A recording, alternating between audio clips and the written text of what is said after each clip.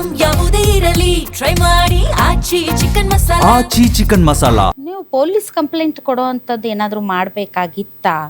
ಯಾಕೆಂದರೆ ಗಂಡ ಇರುವಾಗಲೇ ಇನ್ನೊಂದು ಮದುವೆ ಆಗೋದು, ಇನ್ನೊಂದು ಸಂಬಂಧ ಇಟ್ಕೊಳ್ಳೋದು, ಅದರಿಂದ ನಿಮ್ಮ ಮೆಂಟಲ್ ಪೀಸ್ ಹಾಳು ಮಾಡ್ತಾ ಇರೋದು. ಆ ವಿಚಾರದಲ್ಲಿ ನೀವೇನಾದರೂ ಮಹಿಳಾ ಆಯೋಗನೋ ಅಥವಾ ಆ ಥರದ್ದೇನಾದರೂ ಮಾಡ್ಬೋದಾಗಿತ್ತೇನೋ ಅಲ್ವಾ? ನಮ್ಗೆ ಆ ಟೈಮಲ್ಲಿ ನನಗೆ ಗೊತ್ತಿರ್ಲಿಲ್ಲ ಮೇಡಮ್ ಇದೆಲ್ಲ. ಮೇಡಮ್ ನನ್ನ ಲೈಫಲ್ಲಿ ಪೊಲೀಸ್ ಸ್ಟೇಷನ್ ಮೆಟ್ಲಾಗ್ತಿರೋದು 2 ಸತಿ. ಒಂದು ಇವ್ರದ್ದು ಡೌರಿ ಹರಾಸ್ಮೆಂಟ್ ಕೇಸ್ ಅಂತ ಆಗಿದಾಗ ಪೊಲೀಸ್ ಸ್ಟೇಷನ್ ಹೋಗಿ ಸೈನ್ ಹಾಕ್ಸ್ ಬಂದಿದ್ದು. ಆಮೇಲೆ ನೆಕ್ಸ್ಟ್ ಟೈಮ್ ನಾನು ಅದು ಮದುವೆ ಆಗಿ 2.5 ವರ್ಷಕ್ಕೆನೆ ಡೌರಿ ಹರಾಸ್ಮೆಂಟ್ ಕೇಸ್ ಹಾಕಿದ್ರು ಇವ್ರ ಕಡೆಯಿಂದ. ನಮ್ಮ ಪೇರೆಂಟ್ಸ್ ನನ್ನ ಸೇರಿಸಿ ವೆರಿನ್ actually it was false case. ಅದ್ರಲ್ಲಿ ಯಾವ್ದೇ ತರ ಡೌರಿ ಗಿರಿ ಎಲ್ಲ ಇವೆ. Both of us were on the same page ಇದ್ವಿ ನಾವು. ವೆಲ್ತ್ ವೈಸ್ ಆಗಿ ಏನಾರಾಗಿದ್ವಿ.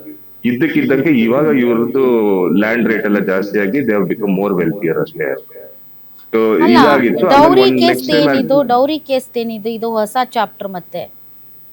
ಸೊ ಮದುವೆ ಆದ ಹೊಸದ್ರಲ್ಲಿ ನಿಮ್ಮ ಮೇಲೆ ಡೌರಿ ಕೇಸ್ ಹಾಕಿದ್ರಾ? 2008 ಅಲ್ಲಿ ನಂದು ಮೊದಲನೇ ಮಗು ಹುಟ್ಟಿ ಒಂದ್ ಸ್ವಲ್ಪ ದಿನಕ್ಕೆ ನಮ್ ತಂದೆಯವ್ರಿಗೆ ಹಾರ್ಟ್ ಅಟ್ಯಾಕ್ ಆಗಿತ್ತು. ಓಪನ್ ಹಾರ್ಟ್ ಸರ್ಜರಿ ಆಗಿತ್ತು.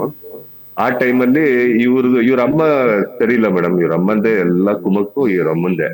ಇವ್ರ ಅಮ್ಮ ಆ ಮನೆಯಲ್ಲಿ ಇರ್ಬೇಕು, ನೀನು ಒಂದ್ ಕೆಲ್ಸ ಮಾಡು, ನೀನ್ ಒಂದು 3 ಕೋಟಿ ರೂಪಾಯಿ ಕೊಟ್ಬಿಡ್ತೀನಿ, ಹೆಂಡತಿ ಮಕ್ಕಳು ಮಾತ್ರ ನೀವು ಸಪರೇಟ್ ಮನೇಲಿ ಇರ್ರಿ, ನಿಮ್ಮ ಅಪ್ಪ ಅಮ್ಮ ಬಿಟ್ಟು ಬಂದ್ರಿ ಅಂತ ಬಂದಿತ್ತು ಆಫರ್. ನಾನು ಅದನ್ನ ತಿರಸ್ಕರಿಸಿದೆ. ಇರೋ ಒಬ್ನೇ ಮಗ ನಾನು. ನಮ್ಮ ಅಪ್ಪ ಅಮ್ಮ ನಾನು ಬಿಟ್ರೆ ಯಾರಿಲ್ಲ ಆ ಮನೆಯಲ್ಲಿ.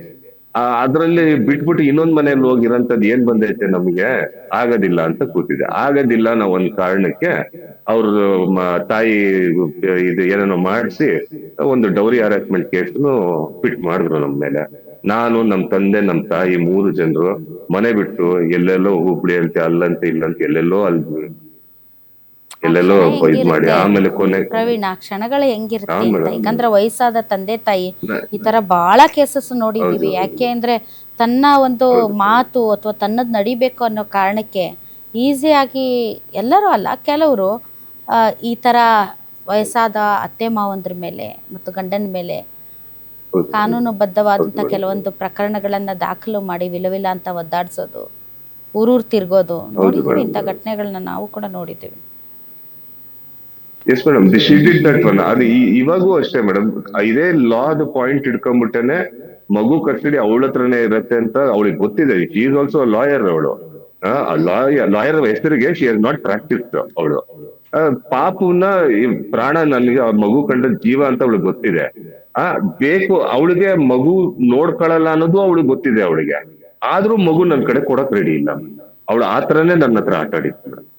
ಸೊ ಆಮೇಲೆ ಈಗ ನೀವು ಈ ಕಡೆ ಬಂದ ಮೇಲೆ ಸರ್, ಹರಿಹರಕ್ಕೆ ಬಂದ ಮೇಲೆ ಈ ಕೋರ್ಟ್ ಕಸ್ಟಡಿ ಕೊಡ್ತಾ ದೊಡ್ಡ ಮಗಳದ್ದು, ಅಥವಾ ನೀವೇ ಡಿಸೈಡ್ ಮಾಡ್ಕೊಡ್ರಾ? ಇಲ್ಲ ಮೇಡಮ್, ನಮಗೆ ಲಾಯರ್ ಹೇಳಿದ್ರು 12 years and above he can decide who he wants to be with ಅಂತ ಹೇಳಿದ್ರು ಅವರು ಲಾಯರ್. ಸ್ಟಾರ್ಟ್ ಆಗಿತ್ತಾ ನಿಮ್ದು ಡಿವೋರ್ಸ್ಗೆ ಸಂಬಂಧಪಟ್ಟಂತೆ ಪ್ರೊಸೀಡಿಂಗ್ ಸ್ಟಾರ್ಟ್ ಆಗಿತ್ತಾ? 5th of February ಹಿಯರಿಂಗ್ ಇತ್ತು ಮೇಡಮ್. ಅಲ್ಲಿ ಕೋರ್ಟಲ್ಲಿ, ಮೈಸೂರು ಕೋರ್ಟಲ್ಲಿ ಹಿಯರಿಂಗ್ ಇತ್ತು. ನಾನು ಹರಿಹರದಿಂದ ಮೈಸೂರಿಗೆ ಹೋಗಿದ್ದೆ. ನಾನು ಹೋಗ್ಬಿಟ್ಟು ಅಟೆಂಡ್ ಆದೆ. ನಾನು ಆ ಹಿಯರಿಂಗ್ ಅಟೆಂಡ್ ಮಾಡ್ಬಿಟ್ಟು ಅವತ್ತಿನ ದಿನ ಇವಳು ಬಂದಿರ್ಲಿಲ್ಲ, ಇವ್ರ ಕಡೆ ಲಾಯರು ಬಂದಿರ್ಲಿಲ್ಲ ಕೋರ್ಟಿಗೆ.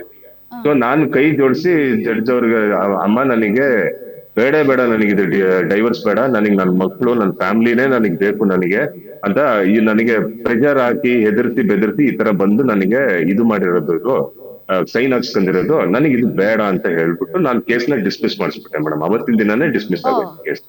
ಅದು ಡಿಸ್ಮಿಸ್ ಆಗಿದೆ ಅಂತ ಗೊತ್ತಾದ್ಮೇಲೆ ರಿಯಾಕ್ಷನ್ ಹೇಗಿತ್ತು ಆ ಕಡೆಯಿಂದ? 6th of February Mahadevapura all womens police station ಇಂದ ಫೋನ್ ಬರುತ್ತೆ, ನಿಮ್ ಮೇಲೆ ಕೇಸ್ ಆಗಿದೆ, ನೀವು ಏನೋ ಬೆಂಗಳೂರಲ್ಲಿ ಪ್ರಿಯಾಂಕಾ ನಿಮ್ ಮಿಸ್ಸಸ್ ಅವ್ರ ಮನೆ ಮುಂದೆ ಹೋಗಿ ಕುಡಿದು ಜಗಳ ಮಾಡಿ ಗಲಾಟೆ ಮಾಡಿ ಬಂದಿದ್ದೀರಿ ಅಂತಲ್ಲ ಅಂತ ಫೋನ್ ಬಂತು madam. That was the reaction. ಆಮೇಲೆ ಅದೇನಾಯ್ತು? ಆಮೇಲೆ ಅಲ್ಲಿ ಮಹದೇವಪುರ ಸ್ಟೇಷನ್ಗೆ 2 ದಿನ ಬಿಟ್ಟು ಹೋಗಿ, ಇಲ್ಲ ಸರ್ ನಾನು ಇರ್ಲೇ ಇಲ್ಲ, ನಾನು ಇರೋದು ಹರಿಹರದಲ್ಲಿ, ನೀವು ಬೇಕಾದ್ರೆ ನನ್ನ ಮೊಬೈಲ್ ನಂಬರ್ ತಗೊಂಡ್ ಅದೇನೋ ಚೆಕ್ ಮಾಡ್ಕೊಂತಿರಲ್ಲ ಮಾಡ್ಕೊಳ್ರಿ ಬೇಕಾರೆ ಅಂತ ಎಲ್ಲ ಅವ್ರಿಗೆ ಇದ್ ಮಾಡಿ, ಆಮೇಲೆ ಒಂದು ಸಮಜಾಯಿಸ್ಕೊಡ್ರಿ ಅಂತ ಒಂದು ಸ್ಟೇಟ್ಮೆಂಟ್ ಕೊಡ್ರಿ ಅಂತ ಹೇಳಿದ್ರು. ಆ ಸ್ಟೇಟ್ಮೆಂಟ್ ಎಲ್ಲ ಕೊಟ್ವಿ. ಆಮೇಲೆ ಅವರು ಕೇಸ್ನ ಕ್ಲೋಸ್ ಮಾಡಿ